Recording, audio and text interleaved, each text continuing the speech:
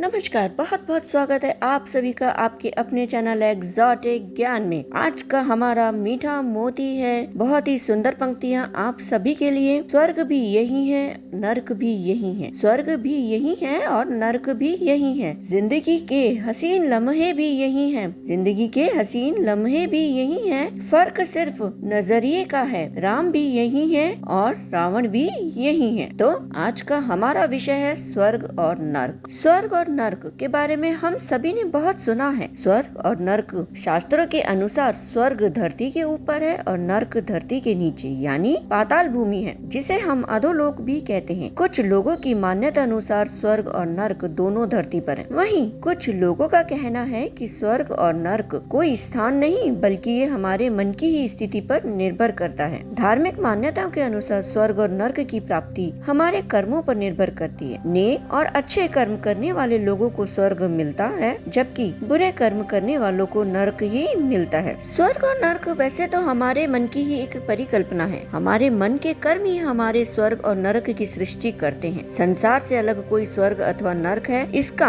अनुसंधान करने से कहीं अच्छा है कि हम अपनी इस धरती पर विद्यमान स्वर्ग और नर्क को पहचाने और स्वर्ग पाने अथवा नरक से बचने का प्रयास करें। सुख, शांति, आनंद, मंगल, कुशल क्षेम तथा पुण्य प्रकाश की परिस्थिति ही स्वर्ग है। इस स्थिति में मनुष्य का मन प्रसन्न, शरीर स्वस्थ तथा आत्मा आनंदित रहती है। वह निरंतर उन्नति करता है। वह सफलताओं की उपलब्धि पाकर संसार में पुण्य प्रताप के बल पर कीर्तिमान होकर अमर हो जाता है। भौतिक शरीर में विपरीत परिस्थितियों के बीच प्रसन्न रहना ही स्वर्ग को पाना है और अंत में यह शरीर से निर्लिप्त होकर अमरत्व पा लेना ही स्वर्ग का सुखद परिणाम है। मन को ईर्ष्या, द्वेष, कलह, कलेश तथा कामनाओं के कलुष से बचाना चाहिए। सदाचार, सद्भाव से उसे उज्जवल एवं उन्नत बनाना जरूरी है। प्रसन्न वातावरण के बीच श्रेष्ठ व्यक्तियों का साथ ढूंढना चाहिए। क्रोध और संकीर्णता की सीमा तोड़कर स्वर्गीय क्षितिज में विस्तृत होना चाहिए। शुभ कल्पनाओं, सद्भावनाओं एवं शिव संकल्पों से इसे संपन्न बनाने से हमारा मन हमारे लिए प्रत्यक्ष स्वर्ग ही बना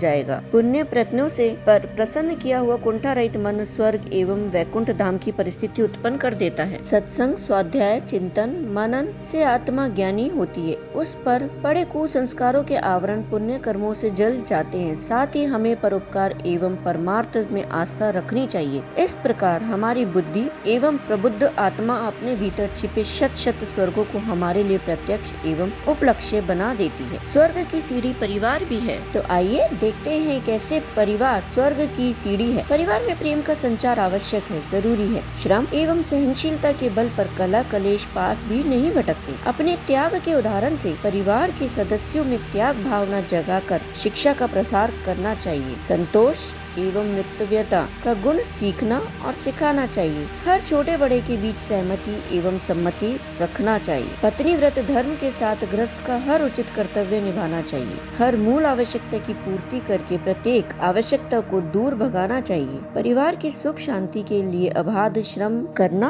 और परिवार का पालन पवित्र कमाई से करना ही स्वर्ग है। झूठ, प्रपंच तथा छल कपट की कमाई के अन्न से बच्चों के संस्कार नहीं बिगाड़ने चाहिए। इस प्रकार उत्पन्न किया हुआ पारिवारिक सुख पृथ्वी पर स्वर्ग ही है। वैसे तो मनुष्य एक सामाजिक प्राणी है। वह यदि समाज की उपेक्षा करके अपना स्वर्ग अलग से बसाना चाहे तो यह उसके लिए बहुत ही कठिन होगा और अनुचित भी। हमारे पास सुख सुविधाएं हैं और हम यदि उनका केवल अपने परिवार के सदस्यों के साथ ही उपभोग करते रहते हैं व अपने पड़ोस में बसे परिवार को पीड़ित होता देखते रहते हैं तो हमारा वह स्वर्ग पतित हो जाएगा। समाज के साथ ही मिल बांटकर उपभोग करने पर साधन एवं सुविधाएं मनुष्य को स्वर्गीय आनंद देती हैं। यहाँ हमारा अर्थ है कि राष्ट्र भी हमारा परिवार है। एक परिवार से कभी भी स्वर्ग नहीं देखा जा सकता और न स्वर्ग कभी मिल सकता है। हम सब एक राष्ट्र हैं। हमारा एक राष्ट्रीय अस्तित्व भी है। हमारी एक मातृभूमि तथा देश भी है जिसके प्रति हमारे कर्तव्य निश्चित है। उन कर्तव्यों का पालन न करने का अर्थ अपने शारीरिक, पारिवारिक तथा सामाजिक स्वर्ग सुख को कलंकित करना है। साथ ही मानवता की पुकार को अनसुनी नहीं करना चाहिए। संपूर्ण मानवता में आत्मीयता की भावना रखना ही ईश्वर के प्रधान अंश मनुष्य के लिए शोभनीय है। मानवता का दुख दूर करने के लिए यथासंभव उसकी सेवा करने और उसके लिए कष्ट उठाने वाले महापुरुष जीवन भर स्वर्गीय अनुभूति का आनंद लेकर युगों के लिए यशस्वी शरीर से अमर हो जाते हैं। धरती का स्वर्ग पाना किसी भी व्यक्ति के लिए कठिन नहीं है। संयम, सदाचार तथा सद्भावना रखने वाला सदाशयी व्यक्ति निश्चित ही इस प्रत्यक्ष एवं अक्षय स्वर्ग को प्राप्त कर सकता है। हर एक को इस स्वर्ग को पाने का प्रयत्न करना चाहिए और प्रयत्न कर कम से कम उसके